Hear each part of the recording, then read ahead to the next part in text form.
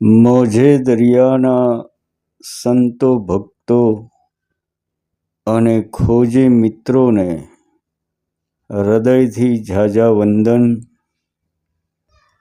जिंदगी की बस इतनी सी तो दास्तान है कि आकर नहाए थे और नहाकर चल देंगे।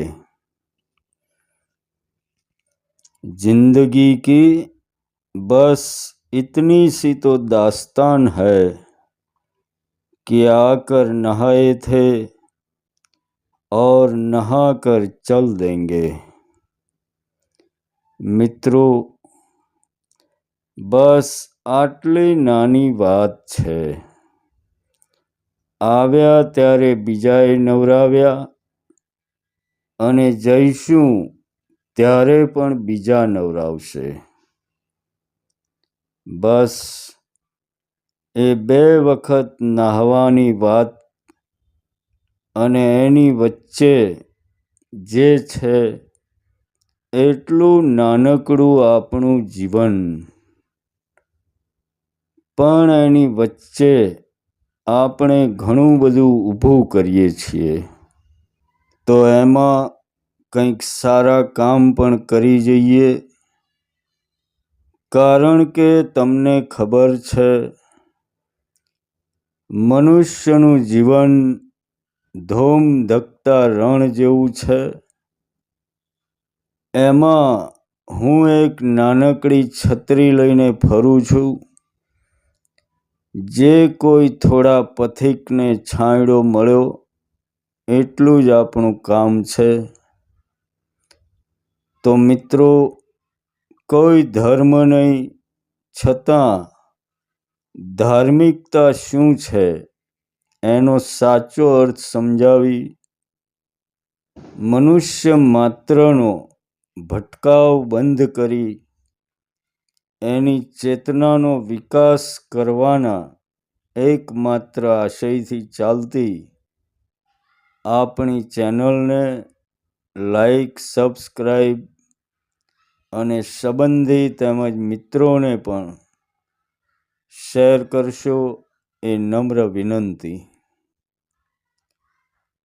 આપણી ચેનલના માધ્યમથી ઘણા ખોજી મિત્રોને આધ્યાત્મિક રાહમાં સ્પષ્ટતા મળી એ જાણીને આનંદ થયો અને ઘણા નવા મિત્રોને પણ ધ્યાન સાધનામાં રસ પડ્યો અને ધ્યાન કરવું ચાલુ કર્યું એ જાણીને પણ આનંદ થયો। મિત્રો, આજે વાત કરીએ કે ઉપવાસનું ધ્યાન સાધનામાં કેટલું મહત્વ છે અને ઉપવાસ એટલે શું, રાખવો જોઈએ કે ના રાખવો જોઈએ। તો એના માટે પહેલાં તો એ સમજવું પડે કે આપણે જે ખોરાક લઈએ છીએ એમાંથી આપણાને શું મળે છે અને શું નથી મળતું। કહેવાય છે કે માણસ પાણી વગર થોડા દિવસ અને ખોરાક વગર 2-3 અઠવાડિયા ચલાવી શકે, પછી એનું શરીર એના જ માંસ મજ્જા ખાવાનું ચાલુ કરે। તો મિત્રો, મનુષ્યને જીવન જીવવા કેટલી ઊર્જાની જરૂર પડે અને ધ્યાન સાધના કરવા માટે એ કેટલી ઊર્જા સાથે કામ ચલાવી શકે,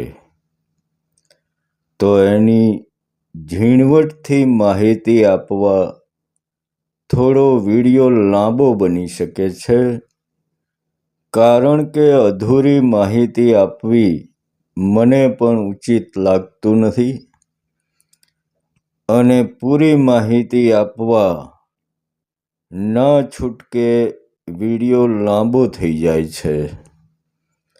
તો શાંતિથી પૂરો વિડીયો સાંભળજો, એની પણ નમ્ર વિનંતી છે.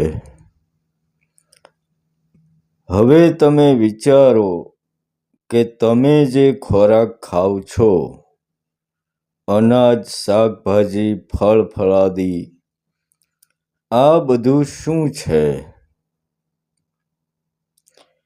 એ બને છે કેવી રીતે? તો એને સમજવું પહેલાં જરૂરી છે.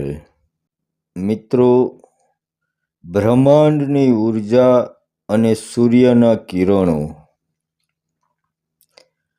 કોઈ પણ વસ્તુનું સર્જન આ બે વસ્તુથી થાય.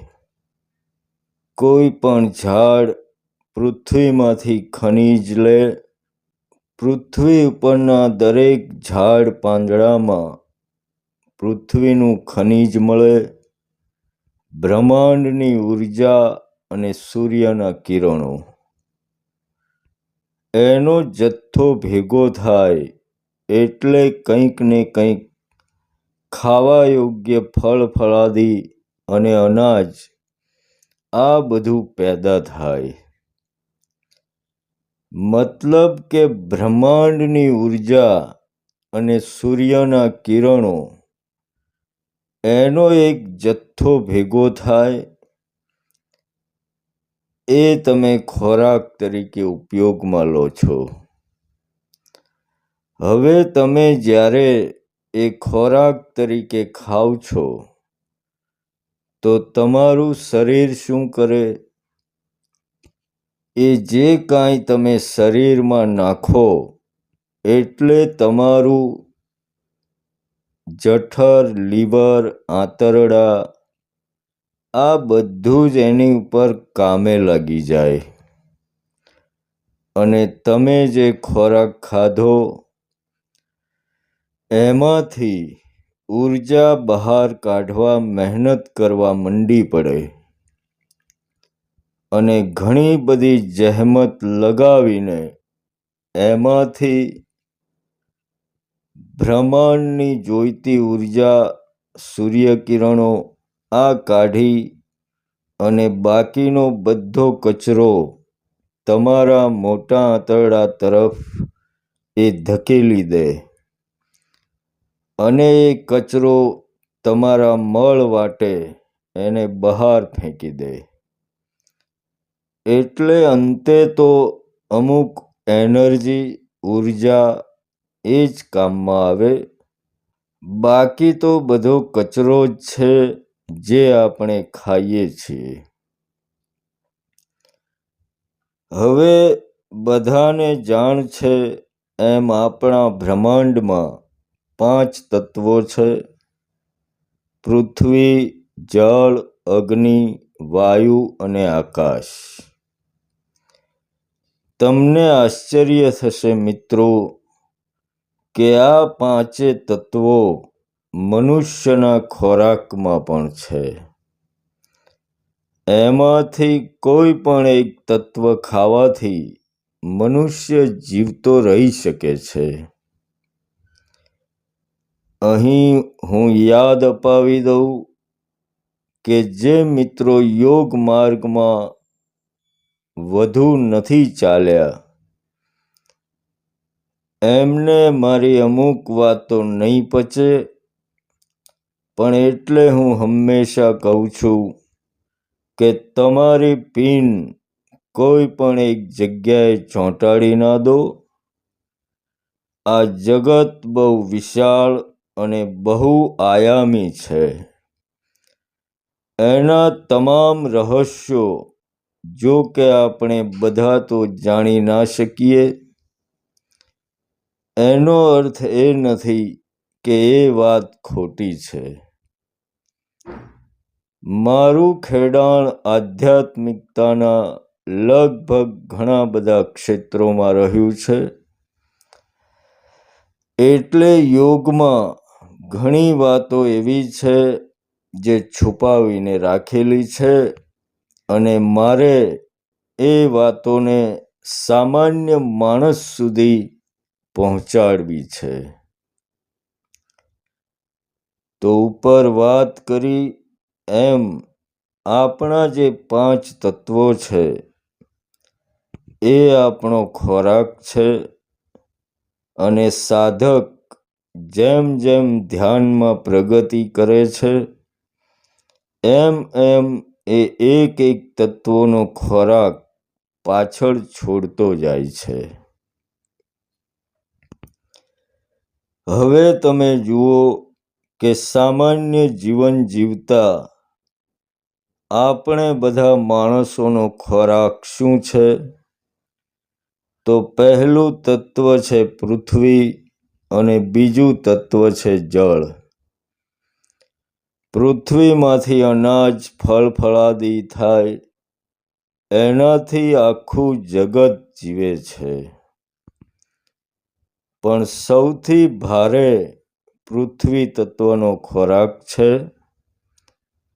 સામાન્ય માણસ જે ખાય છે, આપણે જેમ ઉપર જોયું કે અનાજ, શાકભાજી, ફળ આ બધું તમે ખાઓ એટલે તમે જોજો કે જમ્યા પછી તમને ઘેન ચડે, આળસ આવે અને ભારે ભારે લાગે.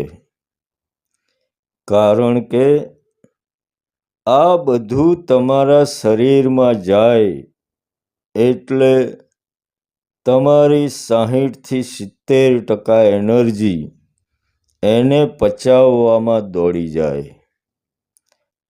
એને ઘણી મહેનત પડે અને અંતે ફક્ત બ્રહ્માંડીય ઉર્જા અને સૂર્યના કિરણો કાઢી નાખીને બાકીનો બધો કચરો મળ વાટે બહાર ફેંકી દે.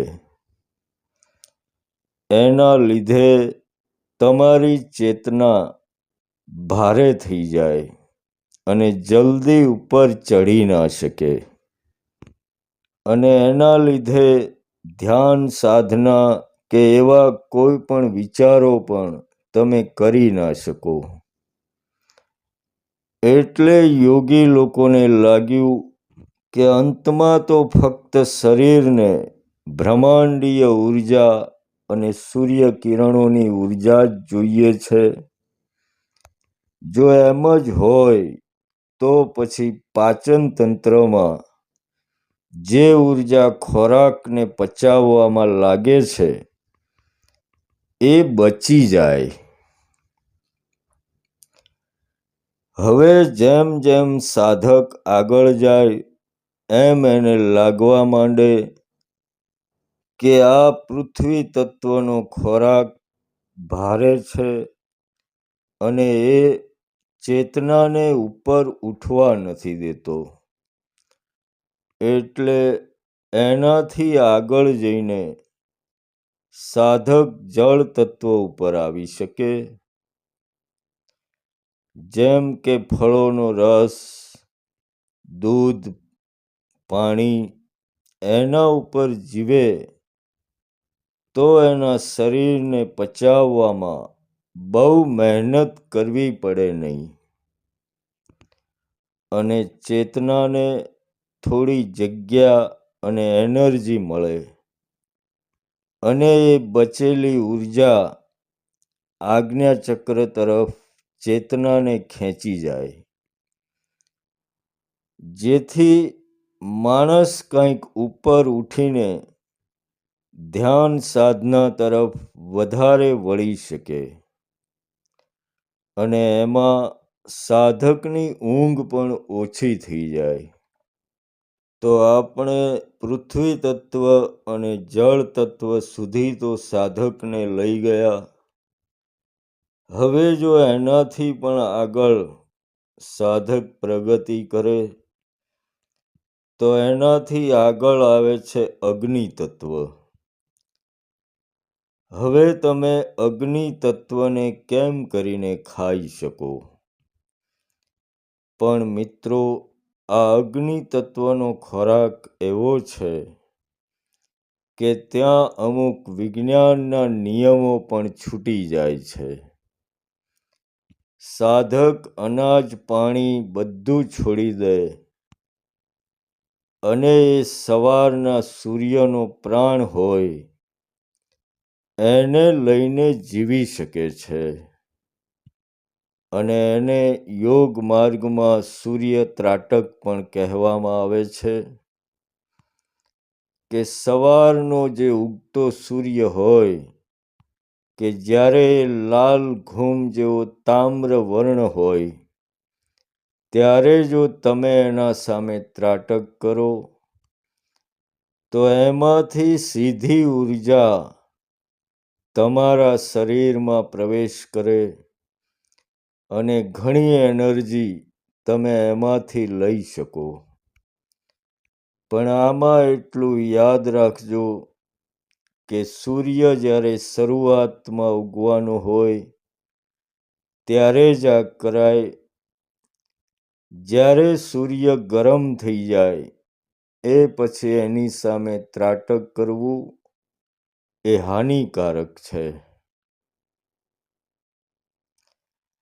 હવે મિત્રો એનાથી પણ જો આગળ સાધકની પ્રગતિ થાય તો એ વાયુ તત્વથી જીવતો રહી શકે. આપણી ચારે બાજુ જે હવા છે એમાં ફક્ત તમને એવું છે કે ઓક્સિજન અને નાઇટ્રોજન આ બે જ છે, પણ એવું નથી. એમાં પ્રાણ તત્વ પણ લબાલબ ભરેલું છે. અને આ વાયુ તત્વ સાથે જીવનારો સાધક અગ્નિ તત્વને પણ છોડી શકે છે. એને હવે સૂરજની પણ જરૂર નથી રહેતી. અને આ વાયુના આહાર માટે આપણે કહીએ છીએ કે ભાઈ ધ્યાનમાં બેસતા પહેલા અનુલોમ વિલોમ અને ભસ્ત્રિકા જેવા પ્રાણાયામ જે આપેલા છે એના માધ્યમથી સાધક વાયુને શરીરમાં ઘણી બધી માત્રામાં સંઘરી શકે છે. આ કરવાથી સાધકનું શરીર હવાની જેમ હલકું બની જાય છે અને એની સાધનામાં પ્રગતિ પણ સારી થાય છે. હવે મિત્રો છેલ્લું અને પાંચમું તત્વ છે આકાશ. આકાશ તત્વનો ખોરાક વધુમાં વધુ ખતરનાક હોય છે. એમાં સાધક એકદમ શૂન્ય બની જાય છે અને ઘણીવાર તમે ધ્યાનમાં અનુભવ કર્યો હશે કે શ્વાસ પણ જાણે કે બંધ થઈ જતો હોય એવું તમને લાગ્યું હશે. અને એ સમયે સાધક શરીરના પૂરા અસ્તિત્વની શૂન્ય ઊર્જાથી જીવી શકે છે. હવે તો વિજ્ઞાન પણ માને છે કે તમે જે અનંત આકાશને ખાલી જુઓ છો એ હકીકતમાં ખાલી નથી. એ આકાશ મોટામાં મોટી ઊર્જા સમાવીને બેઠું છે. પ્રાચીન સાધકોએ આ શૂન્ય એનર્જીને ઓળખી લીધી હતી અને એનો ઉપયોગ પણ કરી લીધો હતો. એમાં સાધક એકદમ સૂક્ષ્મ બની જાય છે અને એના શરીરની તમામ નાડીઓથી અનંત અવકાશમાંથી એ સીધી ઊર્જા ખેંચી અને જીવી શકે છે. અને આ સમયે સાધક કાંઈ પણ ખાધા પીધા વગર ઘણા વર્ષો સુધી જીવી શકે છે. અને આ લેવલ એવું છે મિત્રો કે ત્યાં સમય અને અંતર મટી જાય છે. બસ તો હવે આવીએ આપણે આપણી મૂળ વાત ઉપર કે ઉપર પ્રમાણે તમે જો આજથી ખાવા પીવાનું છોડી દો તો શું થાય? અમુક સમય પછી તમારું મોત થઈ જાય. તો એનું કારણ શું છે? કારણ કે આપણા શરીરમાં એક ભયંકર અગ્નિ છે, જેને જઠરાગ્નિ કહેવાય છે. એનું કામ તમારા ખોરાકને તપાવીને એમાંથી ઊર્જા કાઢવાનું છે. અને જો તમે એને ખોરાક ના આપો તો એ તમારા જ શરીરના માંસ મજ્જા ખાવાનું ચાલુ કરે. તો મિત્રો, આ યોગીઓ અને સાધકો કેવી રીતે જીવી શકતા હશે? કાંઈ પણ ખાધા પીધા વગર? તો મિત્રો, પહેલું કામ એ લોકો જઠરાગ્નિને શાંત કરવાનું કરે. તો એ કેવી રીતે? એની પણ મિકેનિઝમ તમારા જ શરીરમાં છે, પણ તમને ખબર નથી. ઘણા સાધકો ધ્યાન દરમિયાન કહેતા હોય છે કે મોઢામાં પાણી બહુ વળે. વાલા, એટલા ઉપરથી પણ તમને ખબર નથી પડતી કે કુદરતે તમને ખોબલે ખોબલે અજાયબીઓ ભરીને મોકલ્યા છે. એ તમારું હર સેકન્ડ ભલું જ ઈચ્છે છે.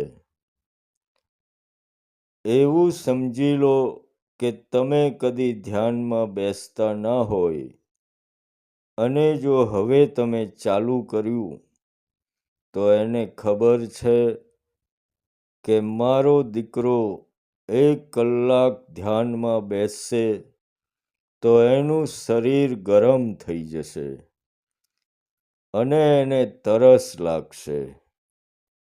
એટલે તમારી અંદરનો જોગી તમને ખોબલે ખોબલે પાણી પીવડાવી જાય છે. વાલા, કેટલી કરુણા છે તમારી ઉપર. અને તમે છો કે એણે આપેલા મહામૂલા જીવતર પર હંમેશા બળાપો કાઢ્યા કરો છો. તો મિત્રો, એ જે મોઢામાં પાણી આવે છે એને યોગી ભાષામાં સોમરસ કહ્યો છે. અને એ સોમરસને જો તમે પી શકો તો તમારી જઠરાગ્નિ શાંત બની જાય. પણ એના માટે તમારે શું કરવું પડે?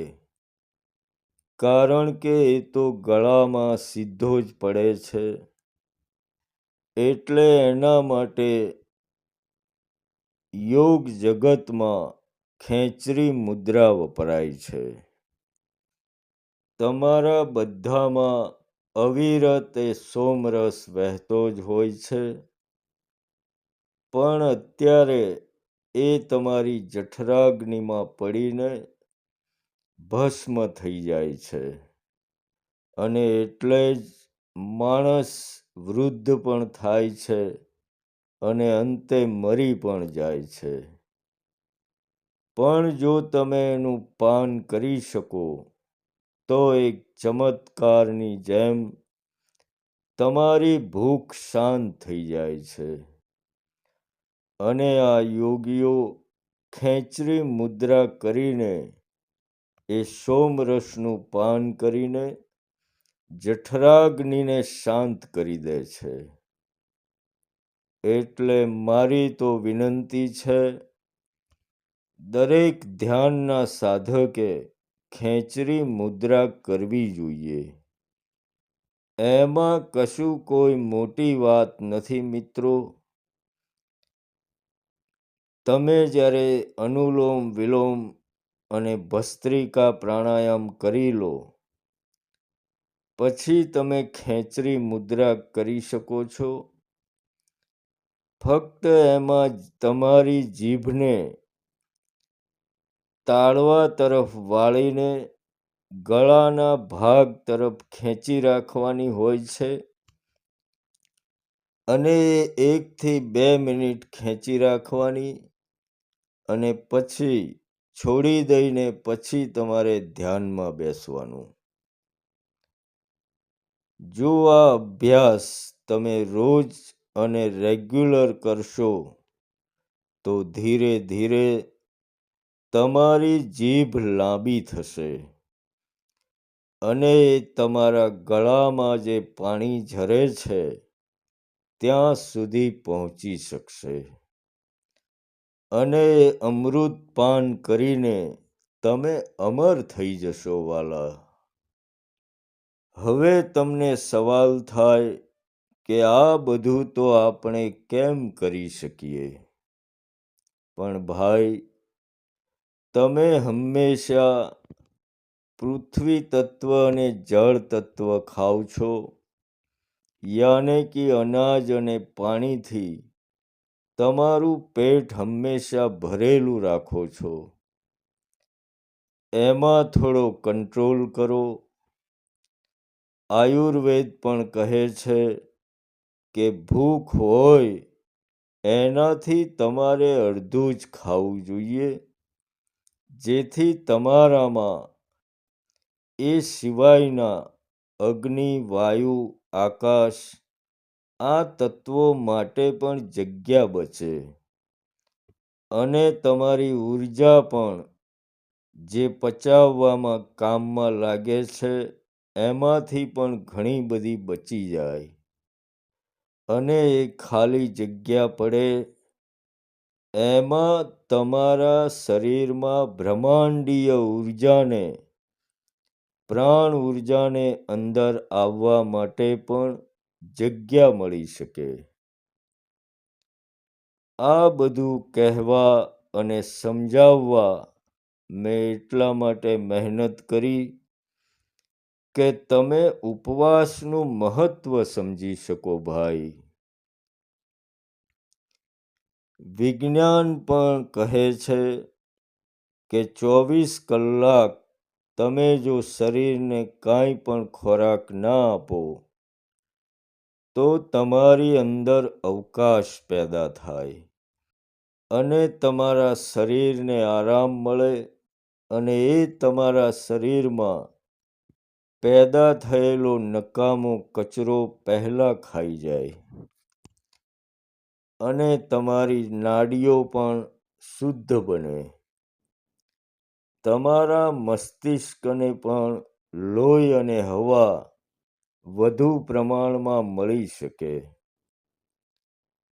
તમે પોતાને એકદમ હલકા અનુભવ કરશો અને ઉપવાસ એક જ એવું સાધન છે કે તમે આકાશ તત્વને પણ ખાઈ શકો અને બ્રહ્માંડની શૂન્ય ઊર્જાને પણ તમારા શરીર સાથે તાલમેલ કરવાનો મોકો મળશે.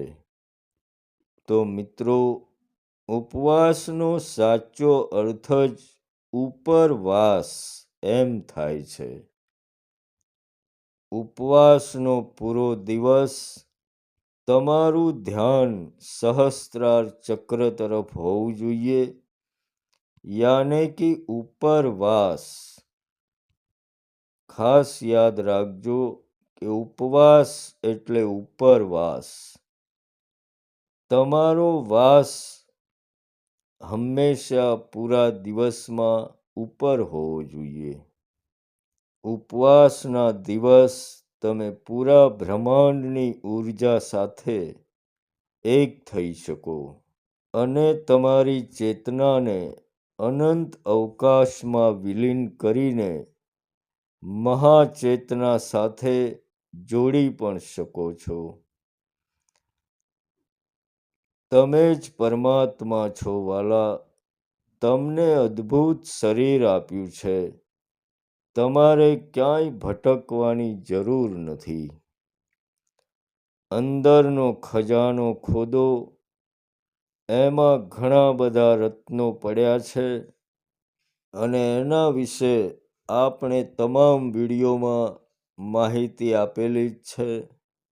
તો બની શકે એટલો તમારા શરીરનો ઉપયોગ કરો અને જીવનમાં તમારી અંદર ભીતરમાં જેટલું જવાય એટલું તમે જઈ શકો છો.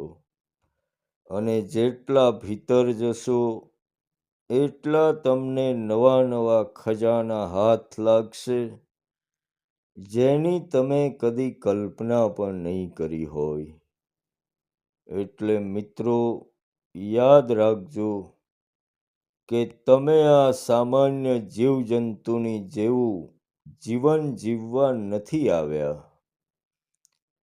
તમે ખુદ પરમાત્મા છો, ફક્ત તમે ભૂલી ગયા છો. એને યાદ કરાવવાનું કામ એટલે આધ્યાત્મિક સત્સંગ. તો અંતમાં કોઈ પણ આધ્યાત્મિક મૂંઝવણ હોય, બિંદાસ પૂછી શકો છો. મારી અંદરનો અલખ તમને તમારી મૂંઝવણ દૂર કરવામાં અવશ્ય મદદ કરશે. તમારી અંદર યુગોથી બેઠેલા અનંત અવકાશી અલખને મારા હૃદયથી પ્રણામ. તો મળીશું મિત્રો આવતા એપિસોડમાં.